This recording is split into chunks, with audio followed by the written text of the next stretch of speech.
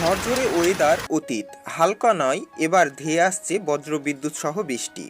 গত শনিবার থেকে দক্ষিণবঙ্গের অধিকাংশ জেলায় যেভাবে সূর্যের দেখা মিলেছে তাতে পরিষ্কার আবহাওয়া নিয়ে আশার আলো দেখেছিলেন বাসিন্দারা।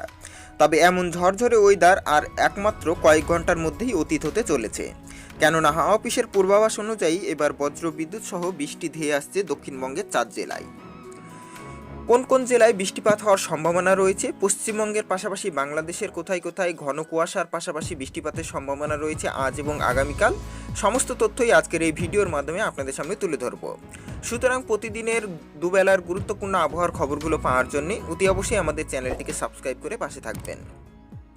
হাওয়া অফিসের তরফ থেকে যে বিষয়টা জানানো হয়েছে যে কলকাতা সহ পশ্চিমের জেলাগুলিতে সর্বনিম্ন তাপমাত্রা 2 থেকে 4 ডিগ্রি পর্যন্ত কিন্তু পতন হয়েছে।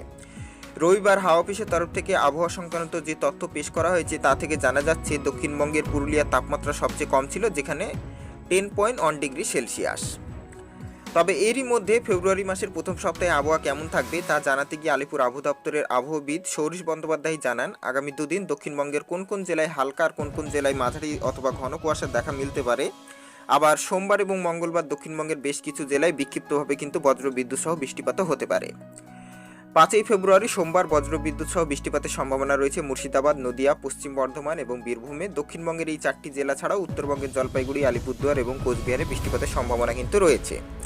তুষারপাতের সম্ভাবনা রয়েছে দার্জিলিং এবং কালিম্পং জেলায়। হাওয়া অফিসের পূর্বাভাস, বাকি জেলাগুলিতে মূলত শুষ্কই থাকবে আবহাওয়া। সোমবারের পর মঙ্গলবার আবহাওয়ার কিছুটা উন্নতি হবে। মঙ্গলবার বীরভূম, মুর্শিদাবাদ, পশ্চিম বর্ধমান অথবা নদিয়া জেলায় বৃষ্টিপাতের সম্ভাবনা না থাকলেও আবার বৃষ্টিপাতের সম্ভাবনা তৈরি হয়েছে পূর্ব এবং পশ্চিম মেদিনীপুর জেলায়। দক্ষিণ 24 পরগনায়, উত্তরবঙ্গের দার্জিলিং এবং কালিম্পং জেলায় তুষারপাতের পরিবর্তে বৃষ্টিপাতের সম্ভাবনা কিন্তু থাকছে।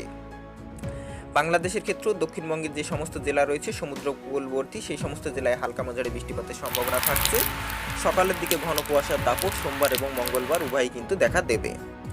এই ছিল আবহাওয়ার সম্পূর্ণ আপডেট, যেটা আপনাদের সামনে তুলে ধরলাম। যদি ভিডিওটা ভালো লেগে থাকে সকলের মাধ্যমে শেয়ার করে দেখার সুযোগ করে দেবেন। So thanks for watching.